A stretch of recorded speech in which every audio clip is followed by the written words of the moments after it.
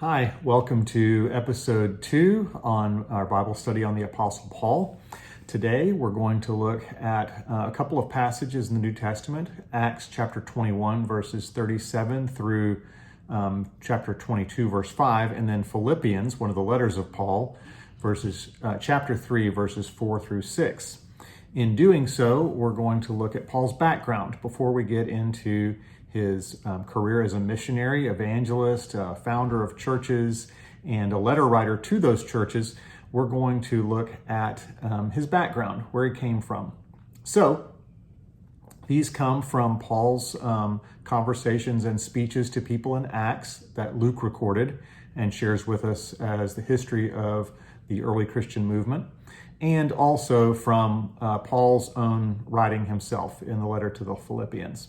So, Paul is someone who is born probably in the decade after Jesus was born, which means that Paul was younger than Jesus, but he was a contemporary of Jesus. So somewhere around the year, say AD 5 to 10 or 8, something like that. He was born in Tarsus, which is a city that is in the modern day nation of Turkey. So it was kind of north up the Mediterranean coast from Israel. If you go north along the coastline from Tel Aviv, Israel, and then you'll get to Turkey, and you can find Tarsus there. In fact, you can search on Google Maps for Tarsus, Turkey, and you can find where that's located. Paul was a Roman citizen. So he has a conversation in the book of Acts where he mentions that he is a Roman citizen. And the reason he does so is because a Roman citizen had certain rights in the empire, and he invokes his citizenship at a time when it's really important, and it kind of saves him some trouble to do so. The soldier who he's talking to says that his citizenship cost him a lot of money. And Paul says, but I was born a citizen, which means that Paul came from a family. His father was a Roman citizen. There was a wealth requirement for citizenship, and so he had at least some level of wealth growing up, but he did come from a very strict Jewish home. The family business was tent making, so he worked with leather or with other materials probably to form awnings and tents and things like that. Possibly tents to help supply the Roman military who had a presence there in Tarsus. He was born in Tarsus, but he grew up, or he said he was brought up in Jerusalem. And by that, what it looks like he means is that that's where he was educated. He studied under the great, a really prominent rabbi in the first century whose name was Gamaliel. And Gamaliel shows up in the New Testament in the book of Acts, in Acts chapter 5, when Peter and John are arrested and they are taken before the Sanhedrin, or the Jewish ruling council. People are debating what to do with them, and Gamaliel says that they should let them go, because if what they're doing is from God, then there's no way that we could stop it anyway. But if what they are doing is not from God, then even if we try to persecute them, we won't be able to stop and thwart what God is doing. So so he was persuasive, and they let them go. But Gamaliel died around the year AD 50. So Paul studied with him as a young man, as a teenager, most likely. He says that he was thoroughly trained in the law of our ancestors. And by that, he's talking about the Torah, or the Hebrew scriptures.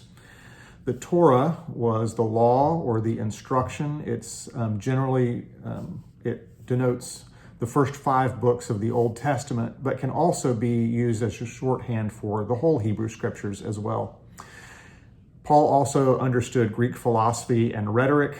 Aramaic was his native tongue growing up in a Jewish family. Aramaic was a sort of a derivative of Hebrew from years and years before, but that was what was spoken by Jewish people in the same day. It had essentially the same alphabet as ancient biblical Hebrew did, but it was a new language, essentially like the way that languages evolve over time. So he understood Hebrew in order to read it in the scriptures. He spoke Aramaic, but he also spoke and wrote in Greek.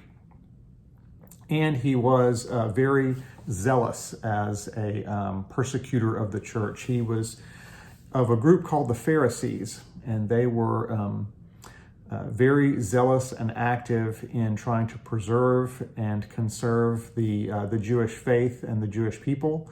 And for them, an announcement that the Messiah had arrived, if that was untrue, that was a really big problem. And so Paul was seeking to stamp that out. In Philippians, he says that he was circumcised on the 8th day. He was of the people of Israel, from the tribe of Benjamin. He was a Hebrew of Hebrews, and in regard to the law, a Pharisee. He's essentially giving us his resume. The tribe of Benjamin is an important reference. Benjamin was the youngest child of Jacob by Rachel. In Genesis chapter 35, we see that. Benjamin is one of the 12 tribes, and he's the youngest. An interesting thing to note is that King Saul, the very first king of Israel, came from the tribe of Benjamin. And Paul is Paul's name in Greek, but Saul is his name in Hebrew. And so one wonders if there's a connection there somehow.